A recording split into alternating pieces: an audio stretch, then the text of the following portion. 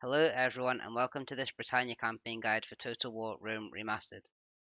In this video we're going to do a deep dive into the campaign map, look at how to build up the various starting settlements and then your strategic options for moving forward in the campaign. Please note I have also uploaded a unit guide for Britannia, and in tandem with this video will form a comprehensive guide for this faction. So this is Britannia's starting position on the campaign map. As you can see, we've got 4 settlements, 3 on the British Isles and 1 in mainland Europe, slap bang in the middle of Gaul and Germania. We've got a few military forces dotted about, a small military naval presence, a spy and a diplomat. The first thing I'd like to run through is the building browser, which might give you an idea of how to build up your settlements as you progress through the campaign. So we'll just open it here. So there's 3 tiers of settlement. There's the town, which requires 400 people and allows you to build the buildings in the tier 1 column here. Once you reach 2,000 people in the settlement, you can build a warlord's hold, and this gives you the ability to build the buildings in this tier 2 column. And finally, once you reach 6,000 people, you can build the High King's Hall, and this gives you the ability to build the buildings in this tier 3 column. So this is important because of your 4 settlements, 3 of them are level 1 settlements and only Londinum is a level 2 settlement, and therefore it makes sense to make Londinum your military recruiting town, because if you look at the building browser, as this is already a level 2 town, a large town with 2,800 people, you've got the warlord's hold built already, and if you can upgrade the muster field straight into a meeting hall, which allows you to recruit the swordsman instead of just being able to recruit the warband from the muster field. It also allows you to build the stables, which gives you access to the warhounds, the practice range, which gives you access to slingers, and the blacksmith, which gives you early access to those chariots which we discussed as being so powerful. So in terms of how you might want to build up these settlements then, for Londinium, while you want to build the military buildings early in order to get the higher tier units, I would still build a couple of income generating structures first, such as the trader and the port. After these are completed, I would go for the meeting hall and the practice range. This will allow you to create the tier 2 swordsman and the slingers. Getting these higher tier units into your early game armies will really give you an edge against Gaul and Germania and allow you to get on the front foot. In terms of the 2 towns in the north, when playing as Britannia you rarely get attacked on the British Isles, most likely due to the natural protection afforded by the water. Therefore, I would try and turn these settlements into economic powerhouses to fund your expeditions into mainland Europe.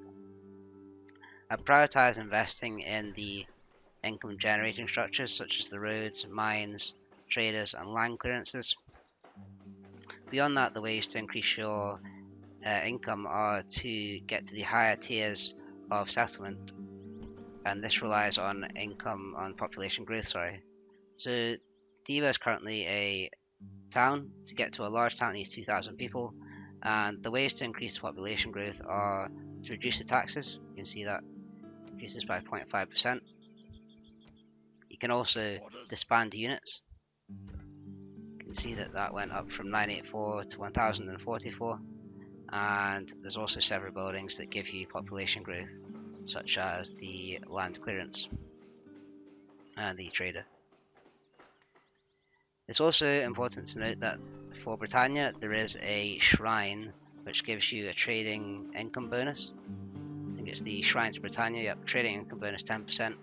When you upgrade this to the tier 3 shrine, it actually gives you a 30% increase to trade income. This is significant, so try and build these in your income generating towns if you can. In terms of military presence, I'll keep enough here to keep public order happy, but no more than that, as you'll rarely get attacked. So that just leaves Samara on the continent. This settlement is quite isolated because it is away from the British Isles, and depending on who you attack out of Gaul or Germania, it will leave it exposed on one side. Therefore, I'll prioritise trying to get the tier 2 wall in the settlement, which will allow you to more easily defend it, as we can see here. Currently it's got a wooden palisade, and we want to get to a stockade. So as mentioned before, we want to increase the population to large town and be able to build the warlord's hold and get the stockade.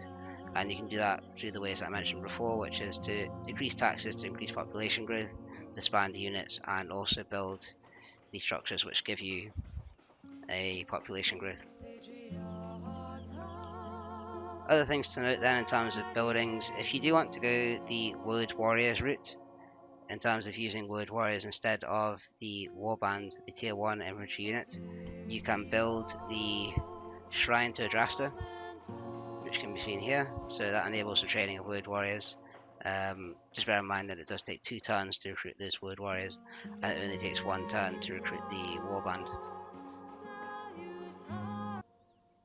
If you followed that building strategy then, or something like that, you should have 2 money-making settlements in the north, Londinium, which is capable of producing decent military units, and Samurai Briva as a defensible settlement on the continent.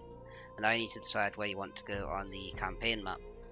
So as I was saying before, I've never really been attacked on the British Isles, so I think it makes sense to move a lot of troops you have here over to Samurai Briva to help with battles on the continent.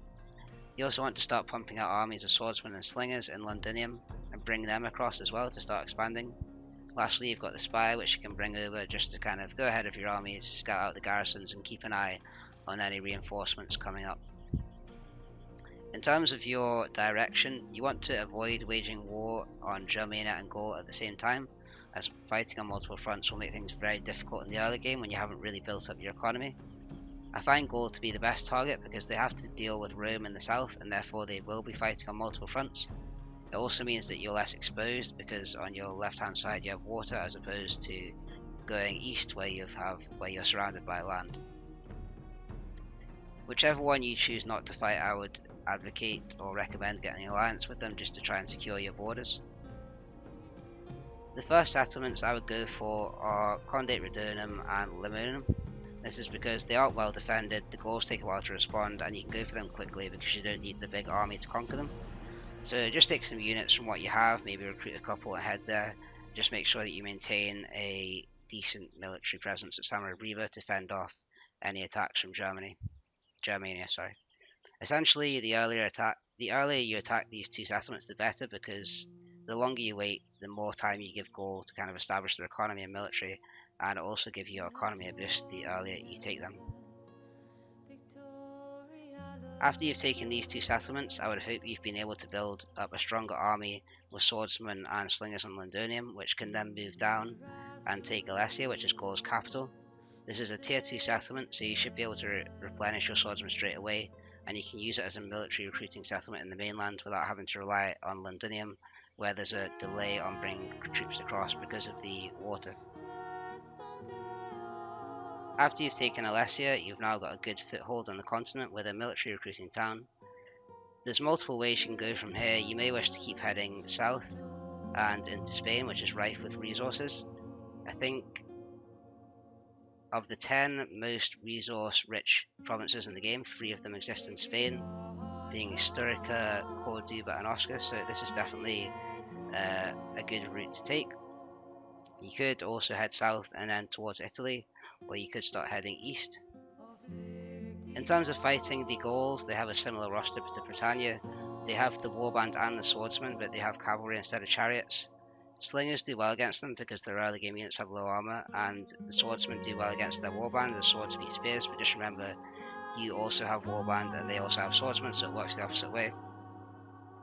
If you choose not to fight Gaul and go straight for Germania, just bear in mind the roster is a little different.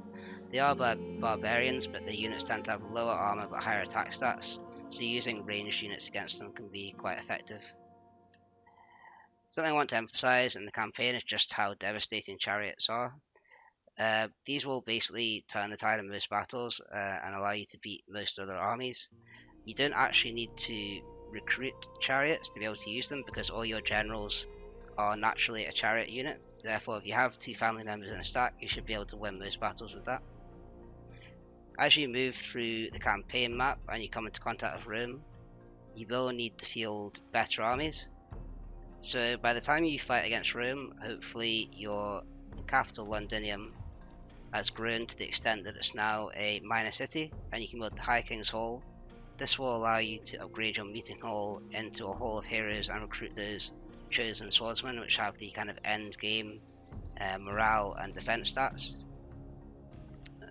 You also want to have built the weaponsmith, which allows you access to the heavy chariots to make sure you have a good percentage of them in your armies. An army full of chosen swordsmen and heavy chariots is really the only thing that gives you a chance against Rome, because their Praetorian cohorts and urban cohorts are obviously some of the strongest units in the game. A couple of other points then. So you do start with a diplomat. I find the best way to use him is basically to send him east, and to each faction you encounter, try and obtain map information and trade rights. Trade rights will increase your income, which allows you to fund your armies, so it's always a good thing to have. The map information doesn't give you any gold, but it's just nice to know what's going on the other side of the map. There is another settlement in Ireland called Tara, but it's a rebel settlement. It will never attack you, and it's not really a threat. So I've never really found it worth it to prioritize going for this settlement unless your economy needs a boost. And certainly in this campaign, time is of the essence, because you need to wipe out either Gaul or Germania before you end up embroiled in a war with both, just to minimize the amount of fronts that you're fighting on. To sum up then, Britannia has a strong starting position. The settlements on the British Isles allow you to build up your economy without fear of being attacked. You want to go after one of Gaul or Germania early to eliminate one before you end up embroiled in a war on multiple fronts. And you also want to take advantage of your chariots against other barbarian factions, as they can be absolutely devastating. Thanks for tuning into this guide, and please stay tuned for more content.